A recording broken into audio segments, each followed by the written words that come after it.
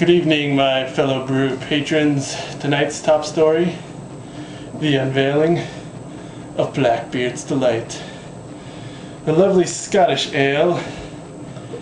It is my second brew that I've made. And there's the nice little pour. Boop, boop, boop. It's looking good. Aroma is not as strong as the last beer, but it still smells pretty good.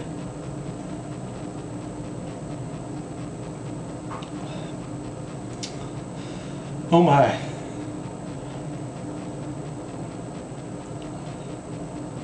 Okay, so we malt flavor galore. That's all I have to say. Holy cow, that's good beer.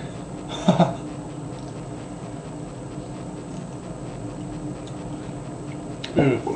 Million little flavors in there, but wow, that is really good. I am thinking I might just drink the whole thing right now. No, I gotta get into my story here, but good beer, good, very good stuff. Wow, incredible. Anyways, so Blackbeard's Delight.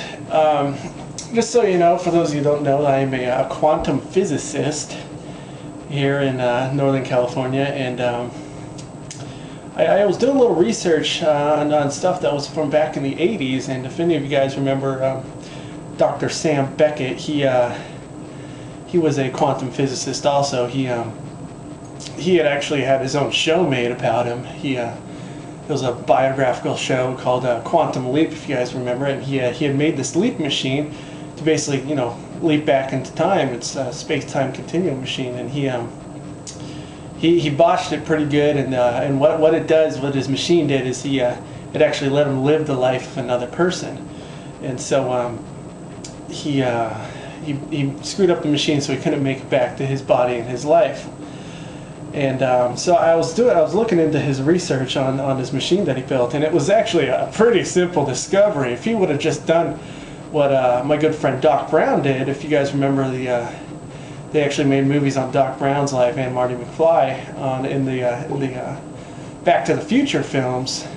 You know, those biographical films. It would have been easy if Sam Beckett would have just added on the flux capacitor that Doc Brown made to his machine, and it would have worked perfectly fine. I mean, I don't know what he was thinking. I mean, it was the same, you know, 1985-ish era. I mean, I don't know if these two like minds didn't get together and figure this machine out, but they didn't. But here I am in 2009, and I have actually figured out how to rebuild Sam Beckett's leap machine, and I have decided to start quantum leaping back into time.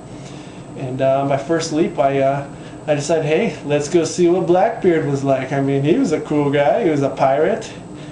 And so I leapt back into 1716 onto a ship of Queen Anne's Revenge, onto one of his sailors that were under his command, and I started cruising with them. And it's pretty interesting about pirates. I mean, nowadays we think of you know, like the Pirates of the Caribbean, like, "Arr, matey," you know, they don't even speak like that. Actually, Blackbeard was all about proper English spoke on his boat, and if you didn't speak proper English, he'd throw you off the boat. He'd be like, you know, "Get off my boat, you scallywag."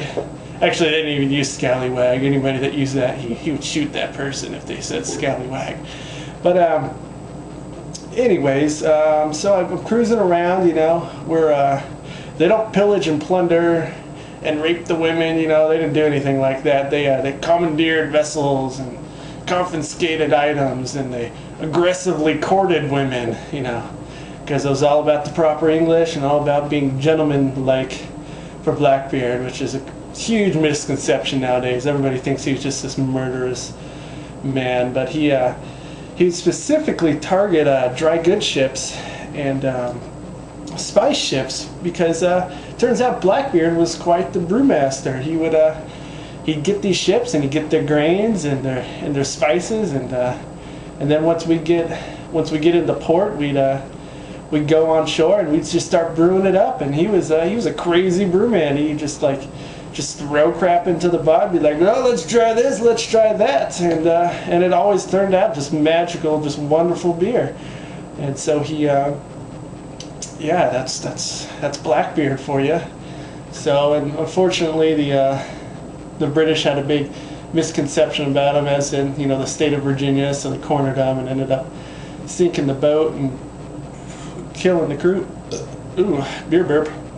And killing Blackbeard. But I was able to leap back to my body just in time before I died. That poor guy whose body I basically possessed. He's now dead. Poor man. Anyways, yeah, this beer is called Blackbeard's Delight because every beer that we made, we just called it Blackbeard's Delight because he was brewing it up, and it brought much delight to his life. So after every batch, we actually sang a song while we were drinking it, and I'm gonna sing it for you. The tune sounds really familiar. I can't quite pinpoint what it is, but here it goes. La la la la. Gonna grab some hops, gonna get some grains, gonna brew some Blackbeard's Delight. My motto's always been, don't run out while waiting till your keg is in the middle of a drought. Ooh, don't forget to pitch that yeast right away. And you know it's gonna ferment all night and day. Thinking of this beer is working up my appetite. Looking forward to a little Blackbeard's Delight. These hops and grains together make the flavors ignite, and the thought of drinking it is getting me so excited. Beer in my belly tonight. Blackbeard's Delight. Woo! Oh, Blackbeard's Delight. So that's the song we sing, and yeah. So that's the story behind Blackbeard's Delight. Yep, keep brewing if you do. Start brewing if you don't, and give me a call if you're in the area and you'd like to try some Blackbeard's Scottish Ale. Later!